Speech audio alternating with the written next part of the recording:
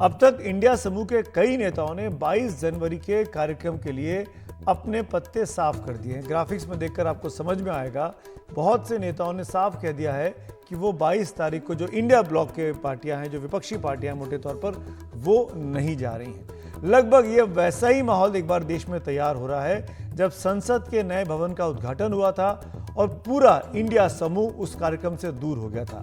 यानी विपक्षी गठबंधन के ज्यादातर नेता अयोध्या के 22 जनवरी के कार्यक्रम का किसी न किसी बहाने से बॉयकॉट करेंगे या अवॉइड करेंगे वहां जाना। वैसे कांग्रेस के बॉयकॉट के फैसले के सियासी नुकसान भी दिखने लगे हैं। इंडिया अलायंस के कुछ नेता निजी तौर पर देश में जो इस वक्त राममय माहौल बन रहा है उसके विरोध में दिखना नहीं चाहते हैं। समाजवादी पार्टी के विधायक हैं गौरीगंज अमेठी से राकेश प्रताप सिंह, वो एक बड़ा चेहरा है। कांग्रेस के विधायक है अर्जुन मोढवाडिया, वो गुजरात में पोरबंदर से विधायक है, वो एक इंपॉर्टेंट चेहरा है। पार्टी के प्रवक्ता हैं शुभ्रांश राय, जिनका ट्वीट कल हमने अपने शो में दिखाया था, उन्होंने भी खुलकर जयराम रमेश के ट्वीट की आलोचना की थी। वो अपनी असहमति जता चुके हैं। कांग्रेस में कुल मिलाकर असमंजस दिखाई दे रही है। कांग्रेस लीडरशिप कहती आई है कि राम मंदिर का निर्माण तो सुप्रीम कोर्ट के आदेश से हो रहा है, तो फिर आज कैसे इसे बीजेपी और आरएसएस का आयोजन कांग्रेस लीडरशिप कह रही है। यानी एक तरफ तो आप कहते हैं कि सुप्रीम कोर्ट के आदेश पे मंदिर बना और दूसरी तरफ आप कहते हैं कि बीजेपी बनवा रही है तो हम इसमें नहीं जाएंगे। एक और डायक्टोमी देखिए, एक और असमंजसता देखिए। कांग्रेस कहती रही है कि अयोध्या में रामलला का जो ताला था वो राजीव गांधी के वक्त में हम लोगों ने खुलवाया, यानी कांग्रेस पार्टी ने खुलवाया।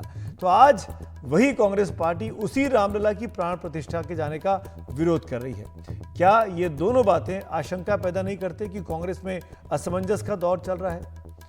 इसी मुद्दे पर बात करने के लिए मेरे साथ दो खास मेहमान हैं, उनका परिचय आपसे करा देता हूं। शुभ्रांश राय राजनीतिक विश्लेषक के तौर पर हमारे साथ जुड़े हैं और पंकज शर्मा जी, वो भी हमारे साथ राजनीतिक विश्लेषक है, वरिष्ठ पत्रकार है। आप दोनों का स्वागत है।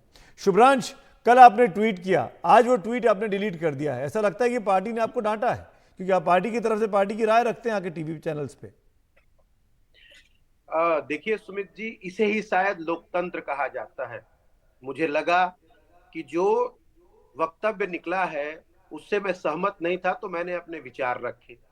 जब मैंने अपने विचार रखे तो पार्टी के कुछ नेताओं का मुझे फोन आया, और जो मेरे वरिष्ठ हैं और जो मेरे मार्गदर्शक हैं उन्होंने मुझे बताया कि ये लाइन क्या है आखिर में।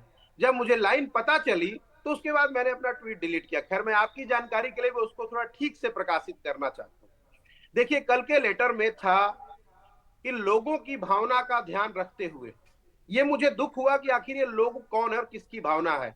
मुझे लगा शायद मेरी अपनी सोच है, इसलिए मैंने उस पर रिएक्ट किया कि लोगों की भावना तो 110 करोड़ हिंदू होने चाहिए। जब मेरे पार्टी के वरिष्ठ लोगों का, मेरे मार्गदर्शकों का मुझे फोन आया तो हिंदुस्तान में 110 करोड़ हिंदू, सनातन पद्धति, हमारा तो आप ये मान रहे हैं कि कल आपसे नासमझी हुई शुभ्रांश? आपने जयराम रमेश को एंटी हिंदू लिखा था अपने ट्वीट में, और शायद इसीलिए आपको डिलीट करना पड़ा।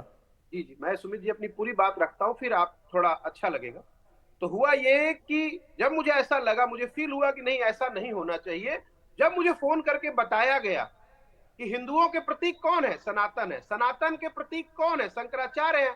जब देश के चारों शंकराचार्य ने कहा कि ये जो प्राण प्रतिष्ठा का कार्यक्रम है ये सनातन धर्म के नियमों के खिलाफ है, तो सनातन धर्म का मतलब तो आप ये कह रहे हैं कि शंकराचार्यों को लोगो लिखना चाहिए?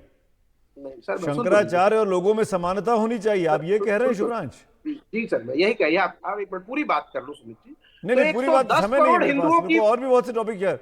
ये मेरा कार्यक्रम है शुभ्रांश भाई, आपको मेरे सवाल का जवाब देना पड़ेगा। लंबी लंबी बातें नहीं हो सकती हैं, हमारे पास महज 5-7 मिनट का वक्त है।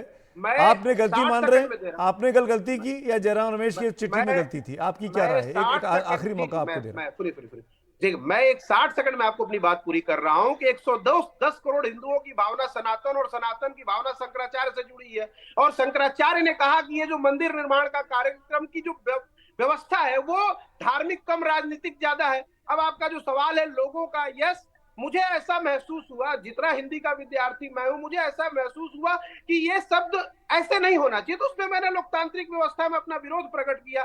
जब मुझे बताया गया कि नहीं, ये बात प्रकट की, लेकिन जयराम रमेश ने आपसे, पार्टी ने आपसे ट्वीट डिलीट करवा दिया, लोगों शब्द को नहीं ठीक नहीं किया। नहीं नहीं, देखिए चलिए, आप ऐसा संतुष्ट है हैं, कि मुझे कोई मुझे एतराज जब नहीं है। कोई आपकी आपकी एक पार्टी, अच्छा आपकी पार्टी का एक अंदरूनी मामला है। एक अच्छा आप क्योंकि खबरों में विद्यार्थी आए तो मुझे लगा जरूरी है कि आज आपकी बात दर्शकों के सामने आनी चाहिए। एक पंकज जी, अच्छा विद्यार्थी एक पंकज अच्छा जी, शिवरांश विद्यार्थी भाई और एक माफी के अच्छा साथ मैं बालक। पंकज जी के पास जाना चाहूंगा, वक्त की मैं कमी पूरी है। पंकज पांच जी, सेकंड बहुत पांच इंपॉर्टेंट सेकंड चीजें, तीन पांच चार सेकंड सवाल आपसे पूछने हैं, और बस वो पांच ये, सेकंड एक क्या पांच सेकंड दक्षिण बस पांच भारत सेकंड में मुझे जो कांग्रेस पार्टी ने पैर पसारे हैं उसको मजबूत बनाए रखने के लिए, चाहे आप केरल की बात करें और स्पेसिफिकली तमिलनाडु की बात करें, करीब 60 सीटें हैं, 40 और 20, क्या आपको लगता है यह जरूरी था कि उत्तर भारत में तो पार्टी की पैठ है ही नहीं, दक्षिण में क्यों कमजोर कर लें? ये एक बड़ी वजह रही।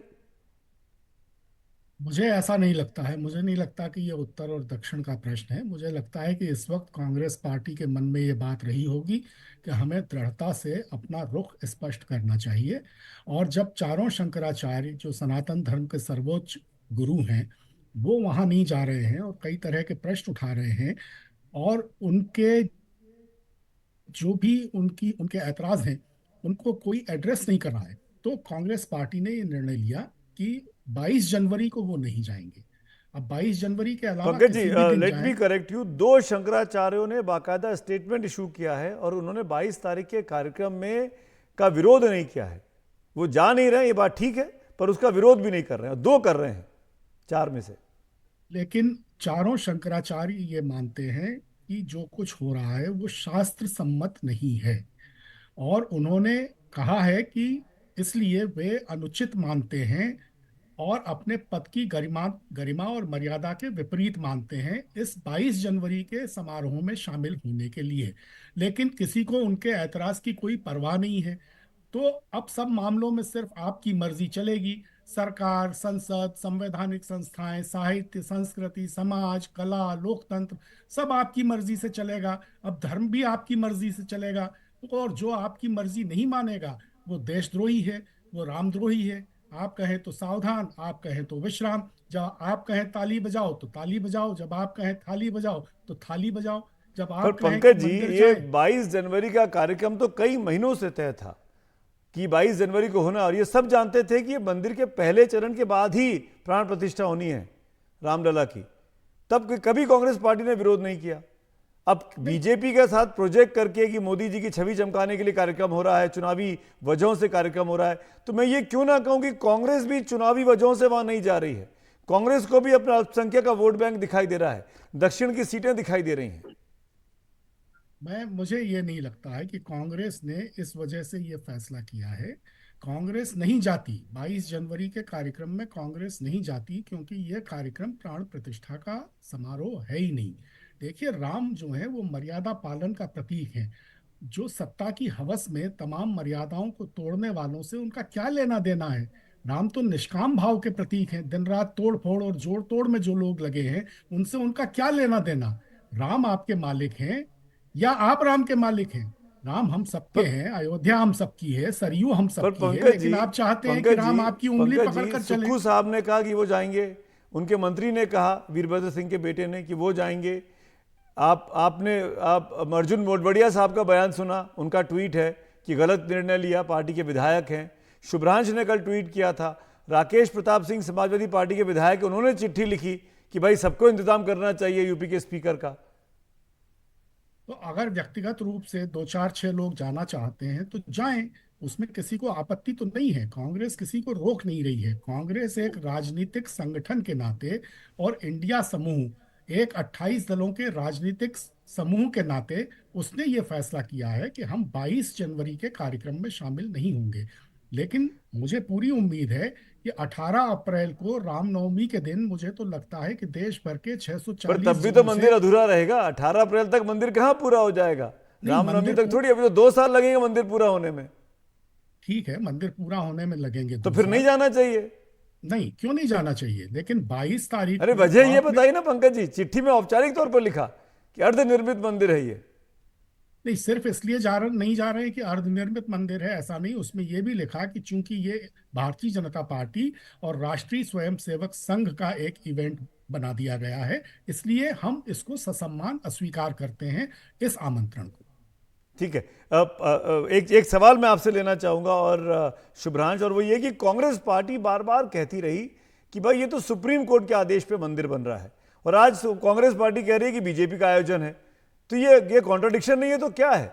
कांग्रेस पार्टी कहती रही कि रामलला का ताला हमने खुलवाया, लेकिन रामलला की प्रतिष्ठा हो रही है तो हम नहीं जाएंगे। ये तो विरोधाभासी बातें हैं कांग्रेस पार्टी की, आपकी अपनी पार्टी की। देखिए सुमित जी, जैसे आपने कल एक हिंदी का शब्द पकड़ रखा है, आज आपने भी एक शब्द यूज किया कि जब से मंदिर बन रहा है पहले फेज, मंदिर कोई बिल्डर का प्रोजेक्ट है जहां पहला फेज, दूसरा फेज, तीसरा फेज होता है। मंदिर मंदिर है, और सनातन और हमारे शंकराचार्य कहते हैं मंदिर संपूर्ण होने के बाद ही जाया जाता है। एक बात। दूसरी इंपॉर्टेंट बात, बिल्कुल आप सही कह रहे हैं, क्यों ये राजनीतिक कार्यक्रम, इसका मैं एक छोटा सा उदाहरण देता हूँ। क्या नए मंदिर के अंदर कोई पूजा पाठ, चावल, अक्षत का कोई कार्यक्रम हुआ है जो लोगों के घरों में बांटा जा रहा है? इसका मतलब वो भारतीय जनता पार्टी दीनदयाल उपाध्याय के हेडक्वार्टर से निकला है जो बांटा जा रहा है। तीसरी इंपॉर्टेंट बात, मैं आपसे एक छोटा सा सवाल पूछता हूं सर, आपके लिए धर्म बड़ा या मोदी बड़े? आप ही बता दीजिए। अगर धर्म बड़ा है तो शंकराचार्य के पीछे जाइए, और अगर मोदी बड़े हैं तो भैया उनको ऑलरेडी जो है अपने चंपक राय जी विष्णु का अवतार बता चुके हैं। तो अगर वो श्री हरि विष्णु का अवतार उनको बता चुके हैं तो उनकी बात मानते हैं, ईस्ट न वेस्ट जो मोदी के वही सही